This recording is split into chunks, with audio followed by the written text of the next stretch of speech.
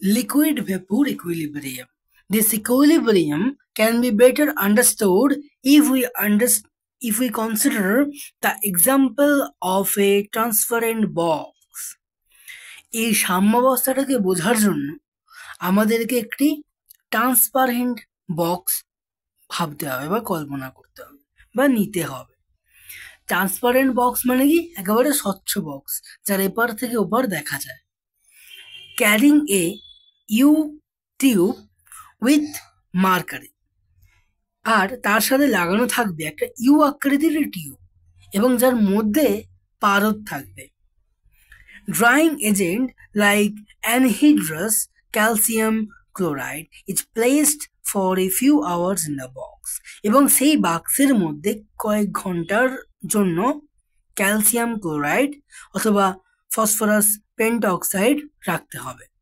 After removing the drying agent by the tilting the box on one side, যদি শুষ্ককারী পদার্থকে সেই বাক্সের একদিক থেকে বের করে দেওয়া যায়, a large glass containing water quickly placed inside the box, তখন সেই কাঁচের স্বচ্ছ গ্লাসটা মানে গ্লাস বা কাঁচের তৈরি যে বাক্সটা থাকবে সেই বাক্সটা দ্রুত জলে ভরে উঠতে পারবে। It will be observed that the mercury level in the right limb of the manometer slowly increases. এটা লক্ষ্য করা যাবেই যে পারদের যে লেভেল, মানে ওই ডান দিকের ম্যানোমিটার যে রয়েছে সেই ম্যানোমিটারের ডান দিকে যে পারদের লেভেলটা রয়েছে সেটা ধীরে ধীরে বাড়তে থাকবে, and finally attains a constant value, এবং শেষ পর্যন্ত একটি স্থির ভ্যালুতে পৌঁছে যাবে।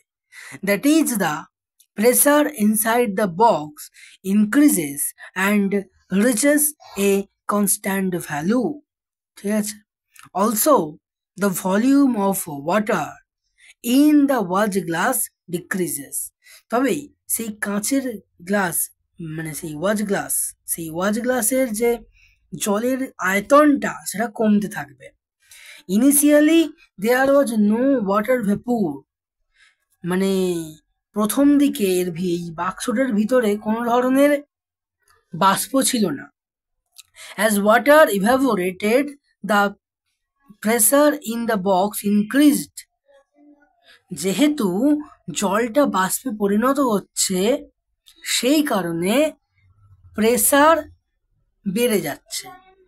Due to addition of water বৃদ্ধি পাওয়ার জন্য, সেখানে কি বলছে? Due to water molecules into the gaseous phase inside the box, যেহেতু জল বাষ্পীভূত হতে শুরু করে। মানে কি বলছে ব্যাপারটা, যে প্রথমে কোনো ধরনের বাষ্প ছিল না, বাট জল বাষ্পীভূত হলো, তাই বাষ্পীপরিণত হলো। The rate of the evaporation is constant, মানে বাক্সের অভ্যন্তরে চাপও মানে কি বৃদ্ধি পেতে থাকে, যেহেতু জলের অণুগুলো গ্যাসীয় দশায় স্থানান্তরিত হতে শুরু করে। বলছে যে the rate of however the rate of increase in pressure decrease with time due to condensation of vapor into water. তাহলে কি বললাম? the rate of evaporation is constant, মানে বাষ্পীভূত হওয়ার যে পরিমাণ সেটা একেবারে স্থির হয়ে গেল, মানে বাষ্পে পরিণত হচ্ছে, বাট জল থেকে বাষ্পে পরিণত হচ্ছে যে হারে, সেই হারে বাষ্প থেকে জলে পরিণত হচ্ছে। হাউএভার যাই হোক, the rate of increase in pressure decrease with time due to condensation of vapor into water. The rate of increase in pressure মানে এই যে চাপ সেটা যতটা বৃদ্ধি পাচ্ছে সময়ের সাথে সাথে ডিক্রিজও করছে। কেন কমে যাচ্ছে, কেন ডিক্রিজ হচ্ছে? কারণ বাষ্পটাও জলে পরিণত হচ্ছে।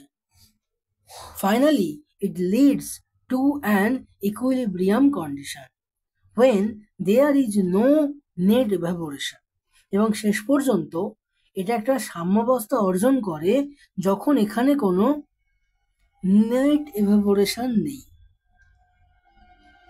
নেট ইভাপোরেশন নেই মানে কি? মানে হচ্ছে বাষ্পায়ন হয় না, মানে বাষ্পায়ন হলেও আমরা সেটা দেখতে পাচ্ছি না আর কি। রকম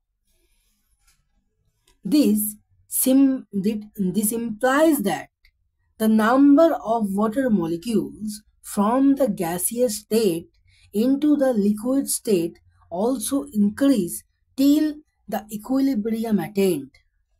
এর থেকে বোঝা যায় যে গ্যাসীয় অবস্থা থেকে জলের অণুর তরল অবস্থায় স্থানান্তর বৃদ্ধি পায় যতক্ষণ না পর্যন্ত সাম্যাবস্থা উপনীত হয়। মানে rate of evaporation equal to rate of condensation, মানে হচ্ছে যে হারে বাষ্পীভূত হচ্ছে সেই হারেই বাষ্প থেকে জলে পরিণত হচ্ছে। At equilibrium, the pressure exerted by the water molecules at a given temperature remains constant and is called the equilibrium vapor pressure of water, or just vapor pressure of water. Vapor pressure of water increases with temperature. সাম্যাবস্থায় একটি নির্দিষ্ট উষ্ণতায় জলের অণুগুলো দ্বারা প্রযুক্ত চাপ নির্দিষ্ট এবং একে জলের সাম্যাবস্থা বাষ্পচাপ বা জলের বাষ্পচাপ বলা হয়। জলে বাষ্পচাপ উষ্ণতার সঙ্গে বৃদ্ধি পায়। If the above experiment is repeated with methyl alcohol, acetone and ether, it is observed that different liquids have different equilibrium vapor pressure at the same temperature, and the liquid which has a higher vapor pressure is more volatile and has a lower boiling point. যদি উপরের পরীক্ষাটি methyl alcohol, acetone এবং ether সহযোগে পুনরায় করা হয় তবে দেখা যাবে যে একই উষ্ণতায় বিভিন্ন তরলের বিভিন্ন সাম্য বাষ্পচাপ থাকে এবং যে তরলের বাষ্পচাপ বেশি হয় সেটি বেশি উদ্বায়ী হয় এবং স্ফুটনাঙ্ক কম হয়। If we expose 3 watch glasses containing separately 1 ml each of acetone, ethyl alcohol and water to atmosphere and repeat the experiment with different volumes of the liquid in a warmer room, it is observed that in all such cases the liquid eventually disappears and the time taken for complete evaporation depend on the nature of the liquid, the amount of the liquid, the temperature. যদি আমরা 3টি watch গ্লাসে পৃথকভাবে 1 millilitre acetone, 1 ml acetone, ethyl alcohol এবং জল দিয়ে খোলা অবস্থায় রাখি এবং এই পরীক্ষাটি বিভিন্ন আয়তনের তরল নিয়ে একটি অপেক্ষাকৃত উষ্ণ ঘরে করি তবে দেখা যাবে প্রত্যেক ক্ষেত্রে তরল শেষ পর্যন্ত বিলীন হয়ে যায় এবং সম্পূর্ণরূপে বাষ্পীভূত হতে যে সময় লাগে তা নির্ভর করে তরলের প্রকৃতির ওপর, তরলের পরিমাণ এবং তরলের উষ্ণতার ওপর। তারপরে